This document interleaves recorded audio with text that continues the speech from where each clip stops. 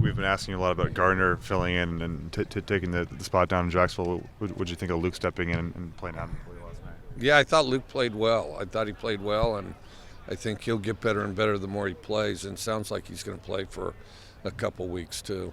Did you communicate with him after the game or kind of send him a text like you did with Gardner? Yeah, text back and forth. He was excited to have the chance to play, and just looking forward to it.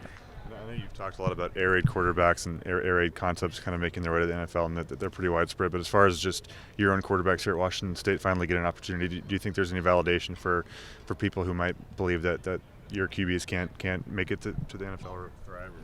I don't know. I don't really do the thinking for those people. I do the thinking for myself. But I don't care if they're validated or not. I mean, if they think they're good quarterbacks, they're right. If they don't think they're good quarterbacks, they're wrong. So it's about as simple as that, So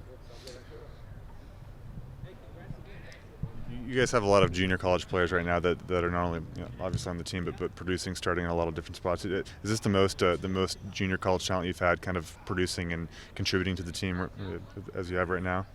I don't know if it's the most. It's probably the most consistent. In other words, I found over the years junior college is kind of a 50-50 proposition.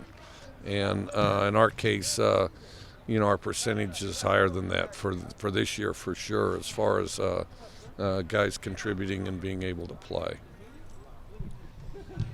Mike, we were talking to Tracy Clace last week about the mimicking the signal count penalties that you guys were getting last year, and they don't seem to be popping up this year. And he seemed to think that it came up during the conference meetings. Did you get any clarity in the off season about what that was about? Well, that's tough for me to go into too much detail, but with regard to the rule, it's everything we did last year was legal. Everything we did last year was legal, and then others occasionally interpreted it differently, but football at all levels, there's basically do how we do as far as moving the front. I mean, a particular team may not, but every level of football moves the front. So, I mean, it's legal at all levels. Is it typically Justice making those calls this year? I'm not sure. You'd have to ask Tracy. And maybe somebody up front. I'm not sure. Hey, Bill, how we doing?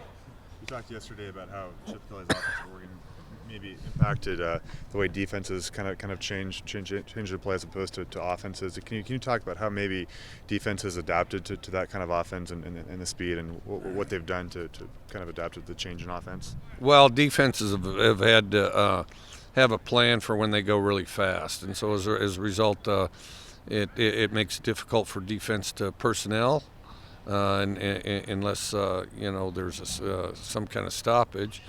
So I think it presents problems as far as personnelling, and you have to have a plan. If they are going fast, what you're going to get into. So I think a lot of defenses have started out with base calls and then worked their own level of tempo, I guess, to be able to get more calls in quickly. What would you see as far as improvement from the run defense on Friday as opposed to the Northern Colorado game? Well, the second half, I thought we defended really well. I mean, if you subtract that last drive, I mean, we had a really good second half defensively, something like 2-point-something yards a play, both pass and run. And then with them running it most of the time, I mean, that really was quite impressive, I thought. The one drive, obviously not what we're looking for, but we've got to correct that, but we don't want to overshadow the defensive effort the second half because predominantly we were pretty dominant on the run defensively the second half. And Renard's blocking, he had a play where he made one block for Tay, kind of fell down and then ran down the sideline and made a second block. Two blocks. Yeah, what does that say about him? How does that factor into what you guys do?